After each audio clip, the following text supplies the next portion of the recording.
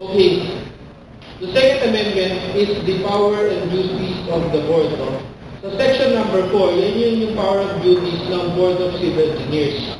So what we are providing for here is the promulgation of the latest edition of the Civil Engineering Code, the Manual of Practice as prepared by the PICE shall form part of the implementing rules and regulations. So ano yung ibig sabihin doon?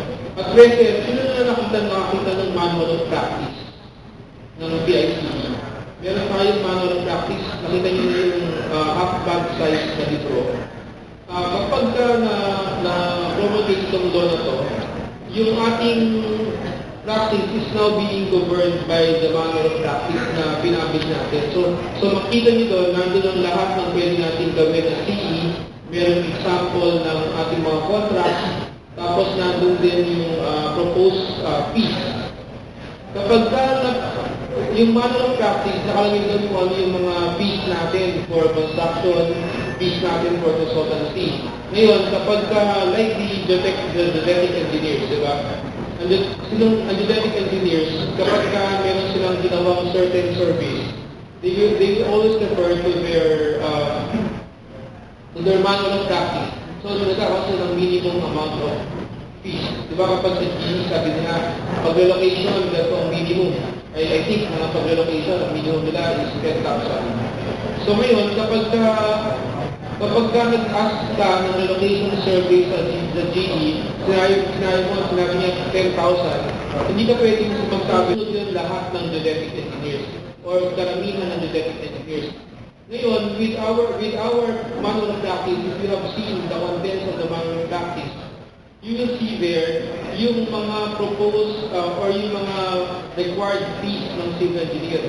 Ngayon, kapag na-put into law and this was included in the law, yung ating mga clients, we can now tell our clients, ito yung as by law, we are providing for services na ganitong service and this is our schedule of fees or schedule of professional services for different fields of civil engineering. No? And then, maaaring maging question sa atin, ano yung civil engineering code? Sa ngayon, wala pa tayong civil engineering code. Inaayos pa ito ngayon at this time. So, I am part of the development of the civil engineering code. And ito, gumagawa tayo ng code na para gawin natin implementing rule for RA 544. So, in effect, ang meron pa lang tayong hard copy is the Manual of Practice. Pero within the year's time, you will now have the civil engineering code. So ngayon, kapag kompleto na yung dalawang materials na yun, and this law is amended, pwede natin implement lahat ng contents ng civil engineering code and the Manual of Practice.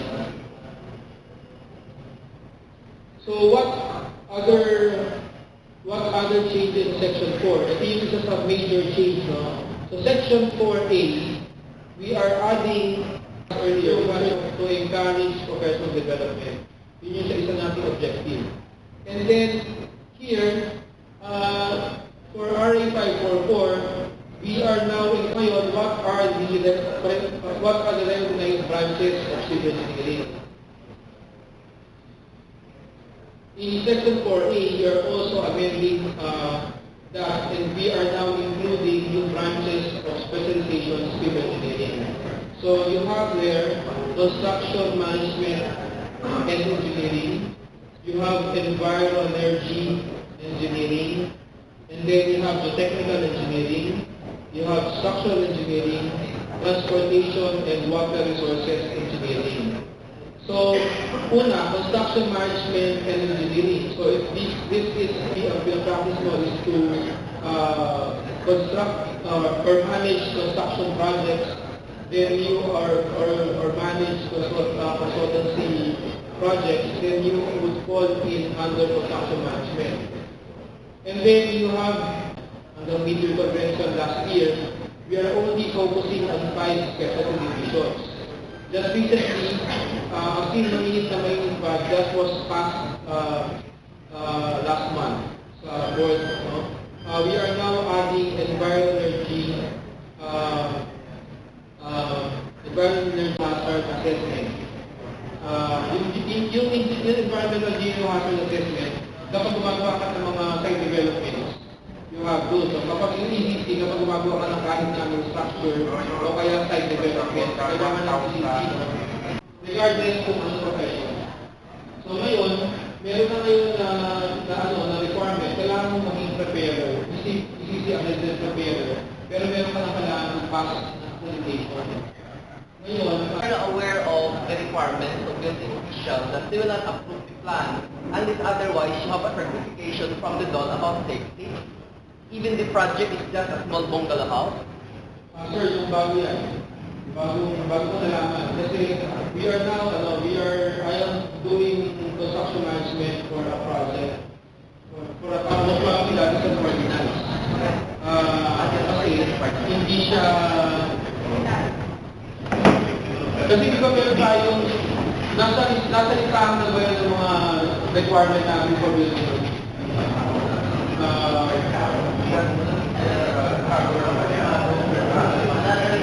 From the DPWH on safety LGU. So ngayon, I think this we will see and construction management for talagang nare-require na mayroong safety engineer. Kahit naman noon pa. Kaya na ngayon, with this memorandum circular, it is now being required. Kaya, malamang kaya nagkaroon na ngayon. Kaya, part of the construction organization na meron talagang safety engineer.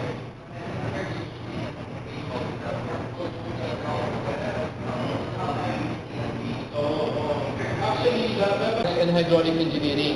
So dito, if you are involved with yung mga drainages, yung mga canals, yung mga irrigation, so dams, so you will be put under water resources and How about hydraulic engineering division. water supply? Kasama yun. Kasama yun. Ngayon, question is, how do you apply for specialization? So, And the and the rest are mostly Latin. So, yun ang problem ngayon. sir, magkano yung membership fees ng Makati? Ng Makati staff? Secretary.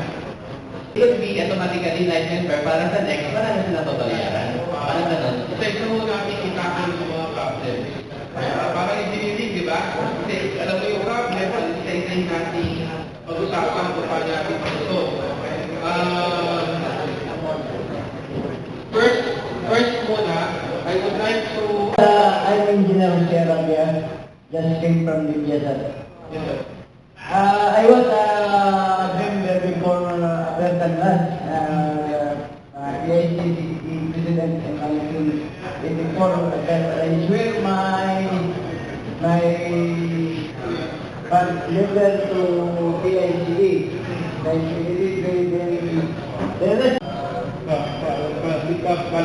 Balik-balik lang. Can I build that anesthesia because I was wearing my civil engineer as 1984.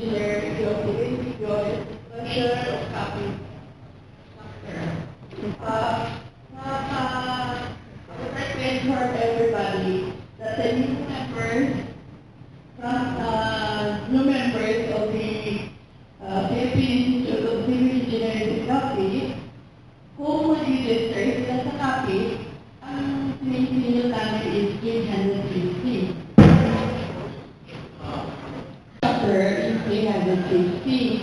The 250 is to be remitted to the national. So the 100 is the remaining for the CAPI. So yun, lumalabas talaga na magiging lumalabas sa chapter. Of course, iba na chapters, kagaya sa Makati, Should be a member or a life member sa PIC, sir. Ang inano ko naman, yung mga, kung wala ka ng trabaho, wala ka rin kita, wala ka rin, kung ma-disable ka o ano ka, wala kang sa PIC, parang I feel it's not unconstitutional also. Parang namonopolize yung right ng civil engineer dahil kailangan mo talaga mag-accredit sa PIC before maka-renew ka ng ano mo.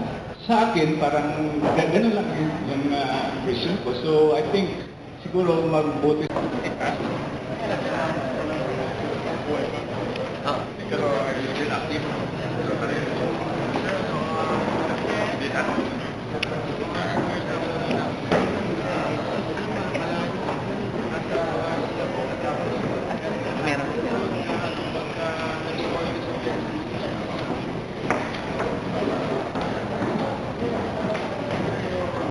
Okay, so first and foremost, I would like to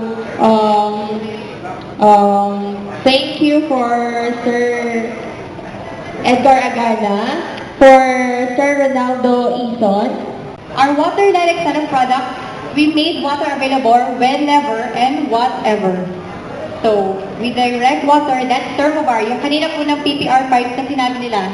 And for my part, yung Amici naman po, that we move water through pump. Then we heat water para sa atin, sa mga katawan natin. May 2011 at Governor's Hall, Capiz Provincial Capitol Building, Rojas City. Signed, Michael L. Converas, Chairman, Committee on Technical Seminar, Vice President, Private Sector. Signed, Maria Razo Chili Montaño, Coordinator, Chapter Secretary. Signed, Engineer Edgar D. Agana, Chapter President. Signed, Ronaldo S. Ison, Chairman, PIC Legal Affairs, PIC National, Second Vice President.